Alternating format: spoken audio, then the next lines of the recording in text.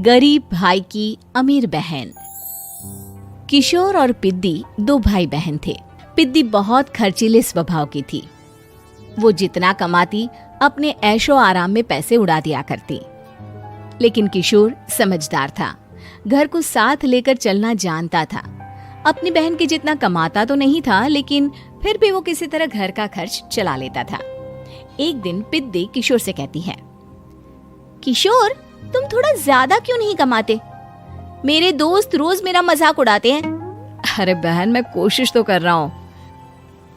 अच्छा सुनो, अगले महीने रक्षाबंधन है, मुझे सोने का हार चाहिए, इससे कम कुछ भी ना लूंगी। अरे दिला दूंगा बहन। किशोर को पूरी रात नींद नहीं आती।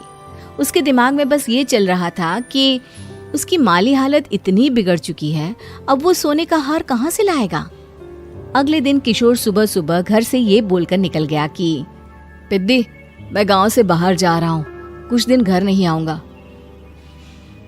किशोर ने अपने काम के साथ साथ फेरी में कपड़े बेचने भी शुरू कर दिए, जिससे वो ज्यादा से ज्यादा पैसे कमा सके। रात में वो एक बिल्डिंग की चौकीदारी भी करने लगा। अपने काम से थोड़ा बहुत समय निकालकर बस कुछ घंटे की नींद ले पाता था। और कब वो कुछ दिन एक महीने में बदल गए और रक्षाबंधन भी आ गया, पता ही नहीं चला। लेकिन किशोर अभी तक घर वापस नहीं लौटा। जहां वो काम करता था, पिद्दी के नाम का गुल्लक रखा हुआ था। किशोर ने उस गुल्लक को फोड़ा और सारे पैसे इकट्ठा करके एक सोने का हार खरीद लिया। घर में पिद्दी किशोर का इंतजार कर रही थी। तभी किशोर आता है। कहाँ चले गए थे? 4 दिन का कहा था और 1 महीने से पता नहीं कहाँ गायब हो गए थे। मैंने बस एक हार मांगा था और तुमने तो घर ही छोड़ दिया।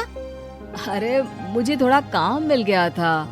कुछ नहीं, सब समझती हूँ, बहाने थे तुम्हारे। अपनी बहन के लिए इतना भी नहीं कर सकते, कैसे भाई हो? चलो यहाँ बैठो, राखी बांधती हूँ। पिद्दी ने किशोर को राखी बांधी। वैसे ही किशोर ने अपनी बहन के हाथ में सोने का हार रख दिया। उसकी खुशी का कोई ठिकाना नहीं था।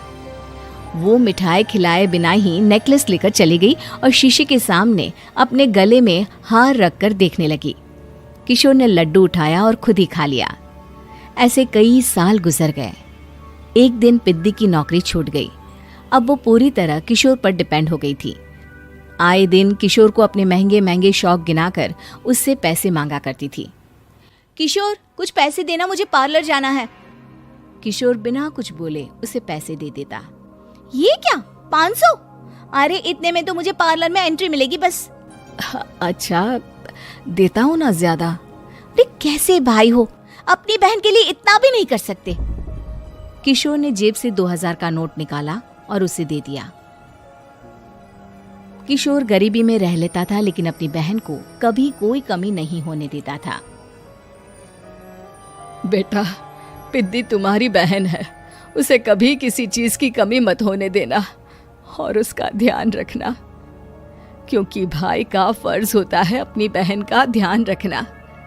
किशोर ने माँ की कही ये बात हमेशा के लिए याद कर ली थी। शायद माँ की इसी बात की वजह से किशोर पिद्दी की हर जिद पूरी करता चला आ रहा था। किशोर, आज मैं अपने दोस्तों के साथ पार्टी करने जा रही हूँ, मुझे कुछ पैसे दो ना। किशोर पिद्दी को समझाता है, लेकिन पिद्दी नाराज होकर चली गई और अपने कमरे में सुबक सुबक कर रोने लगी। किशोर अपनी जेब से कुछ पैसे निकालता है और पिद्दी को दे देता है। किशोर खुद कभी अच्छे कपड़े नहीं पहनता, लेकिन पिद्दी को राजकुमारी की तरह रखता। पिद्दी के जाने के बाद किशोर अपने काम पर निकल गया। एक तरफ पिद्दी अपने दोस्तों के साथ मस्ती कर रही थी, तो वहीं दूसरी तरफ किशोर पैसे कमाने के लिए कड़ी मेहनत कर रहा था। कुछ और दिन ऐसे ही बीत गए। एक दिन पिद्दी एक लड़के को लेकर घर आई और उसे किशोर से मिलवाया। किशोर, मुझे इस लड़के से शादी करनी है, लेकिन इनके मम्मी पापा बोल रहे हैं कि उनको दहेज में एक कार चाहिए, तभी वो मेरा और पंकज का रिश्ता कबूल करेंगे। लेकिन बहन, कार खरीदना कोई सब्जी खरीदने के बराबर तो नहीं है। अरे कैसे भाई हो तुम, अपनी बहन के लिए इतना नहीं कर सकते? देखो, मैं ज्यादा इंतजार नहीं कर सकती, तुम्हें 1 साल में मेरे लिए कार खरीदनी ही होगी। अच्छा पंकज, एक काम करो, कल तुम अपने माता पिता को घर बुला लो, मैं उनसे तुम्हारे और पिद्दी के रिश्ते की बात कर लेता हूँ। अगले दिन किशोर के छोटे से घर में पंकज और उसके माता पिता आते हैं। बेटा, तुम्हारी बहन ने हमारी शर्त तो बता ही दी होगी। जी। बेटा, तुम तो इतने छोटे घर में रहते हो, दहेज कहाँ से लाओगे? मैं अपनी बहन की खुशी के लिए सब कुछ कर सकता हूँ। पंकज और पिद्दी का रिश्ता तय हो जाता है। किशोर अब अपनी क्षमता से 4 गुना ज्यादा काम करने लगता है। सुबह सबके घरों में न्यूज़पेपर फेंकता, दिन में मजदूरी करता और रात में चौकीदारी करता।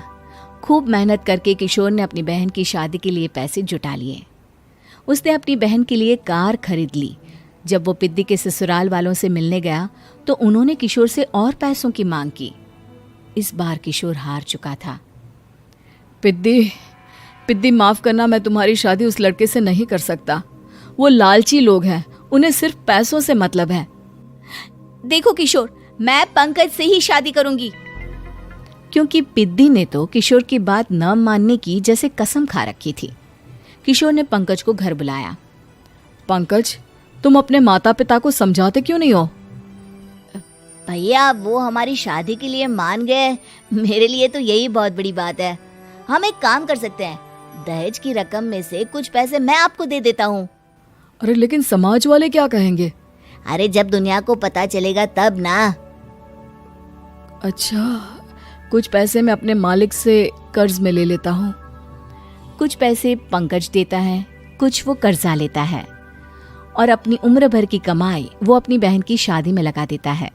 आखिर में पंकज और पिद्दी की शादी हो जाती है। पिद्दी की विदाई के बाद किशोर बिल्कुल अकेला पड़ जाता है। अब उसका कमाने में भी मन नहीं लगता। उधारी वाले रोज घर में आकर बैठ जाते हैं।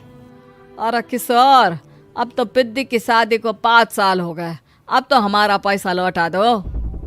चाचा, पिद्दी के जाने के बाद किसी भी काम में मन नहीं लगता। अरे तो हमारा पैसा कैसे वापस मिलेगा? जी, कुछ करता हूँ मैं।